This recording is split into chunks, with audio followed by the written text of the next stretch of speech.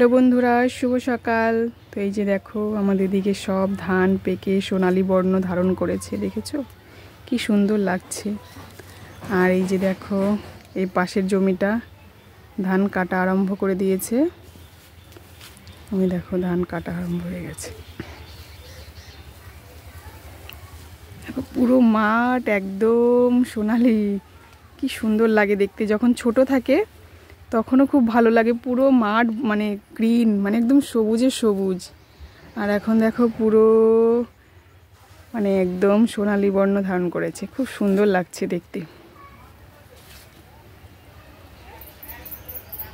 ওইদিকে তো পুরো কাটা হয়ে গেছে, আর এগুলোও কেটে ফেলবে দু একদিনের মধ্যে। আর আকাশের যে অবস্থা, এই রোদ এই বৃষ্টি, নাহলে যেমন ধানগুলো যতটা ভালো রয়েছে আরও নষ্ট হয়ে যাবে, সব ধান পড়ে যাবে। তো আজকে তো ভালোই একটু রোদ উঠেছে।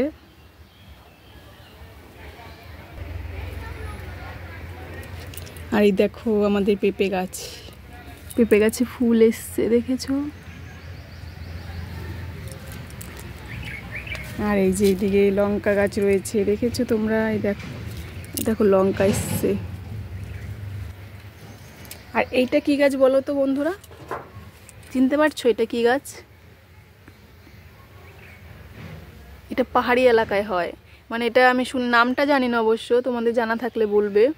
তো এটা হচ্ছে মানে যদি হাড়টার ভেঙে যায় তখন এটা মানে বেটে ওইখানটায় লাগানো হয়, মানে কিছুটা হলেও আরাম পাওয়া যায় বলে। তো এই গাছটার নাম কি জানি না, আর তোমাদের জানা থাকলে অবশ্যই বলবে। দেখে নাও একটু ভালো করে গাছটা। এই যে এটা মানে লতানো লতানো রকমের হয়, তো বেশ ছড়িয়ে যায়। আর এই দিকে আর একটা গাছ দেখাই তোমাদের, দেখেছো?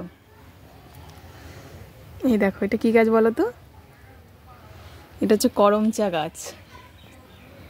এই দেখো করমচা এসে গেছে, ছোট্ট ছোট্ট এসছে, খেতে বেশ ভালোই লাগে। ডালের সাথে খেলে তো আরও ভালো লাগে, আর এমনিও ভালো লাগে। পাকার থেকে কাঁচাটাই বেশি ভালো লাগে নুন দিয়ে খেতে। আর এই করমচা গাছের কাঁটাগুলো দেখেছো? এই দেখো কাঁটা, এই করমচা গাছের কাঁটাই চিকুর পায়ে বিঁধেছিল পুরো, মানে এই পুরো কাঁটাটাই পুরো এরকম এতটা লম্বা করেই পুরোর পায়ের ভেতরে ছিল 10 থেকে 12 দিন। সত্যি কি বলবো, মানে আমরা বুঝতেই পারিনি যে ওর পায়ের মধ্যে এরকম কাঁটা রয়েছে, ভেবেছি বের হয়ে গেছে। ও শুধু পাটা ফেলতো না, কিন্তু সত্যি কথা বলতে জানো, মানুষের তো মানে একটুখানি কাঁটা ফুটলে পরে ব্যথায় জ্বর চলে আসে, ওর কিন্তু ওরকম কিছুই হয়েছিল না, আর পা ফুলেও যায়নি। তাহলে আমরা কি করে বুঝবো? শুধু আমরা জোর করতাম যে পা ফেলো না কেন, পা ফেলো না কেন, পাটা ফেলো, ফেলতো না। তো একবার পেকে গিয়েছিল, ডাক্তার কাছে নিয়ে গিয়েছিলাম, তো তখন ওইরকম মানে চাপ দেওয়াতে পুরো বেরিয়ে গেছিলো। তো ডাক্তারবাবুরা ঠিক করে বুঝতে পারেনি যে ভেতরে কাঁটা রয়েছে, তো মানে মুখটা একটু ছাড়িয়ে দিয়েছিল, আর আমার মা করেছিল পুরো ওই চাপ দিয়েছিল, চাপটা দেওয়াতেই পুরো বেরিয়ে গেছিলো, পুরোটাই বেরিয়ে গেছিলো। সত্যি খুব কষ্ট লেগেছে, ও তো খুব কষ্ট পেয়েছে। আর এই যে দেখো আমাদের আনারস গাছ, কবে থেকে দেখছি আনারস গাছ দুটো, একদিনও আনারস আর ধরলো না, শুধু গাছই হয়ে আছে। আর এইটা কি গাছ বন্ধুরা বলো তো? এই যে এইটাই মানে কি বলবো বলো তো, মানে মিস হয় না ফুল, সারা বছরই ফুল ধরে এরকমভাবে।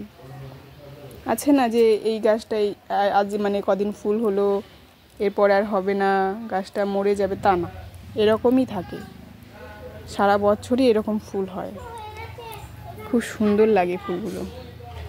তো কি ফুল গাছ এটা অবশ্যই জানা থাকলে বলবো।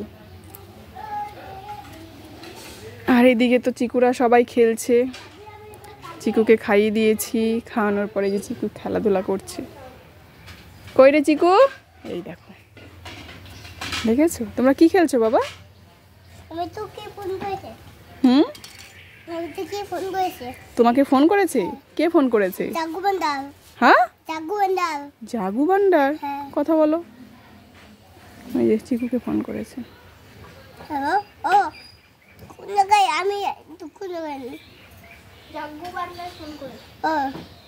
পশ্চিমবঙ্গ ও আছি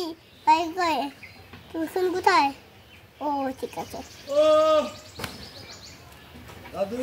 ঠিক আছে তুমি ফোন করেছিলাম তোকে ও ফোন করেছিল দেখেছো। আর এইদিকে দেখো এই যে সব আম তেল রোদে দেওয়া হয়েছে। তো চলো ভিডিওটা এখানেই শেষ করছি, আবার তোমাদের সাথে দেখা হচ্ছে নতুন কোনো এক ভিডিওতে। ততক্ষণ তোমরা ভালো থেকো, সুস্থ থেকো, টাটা।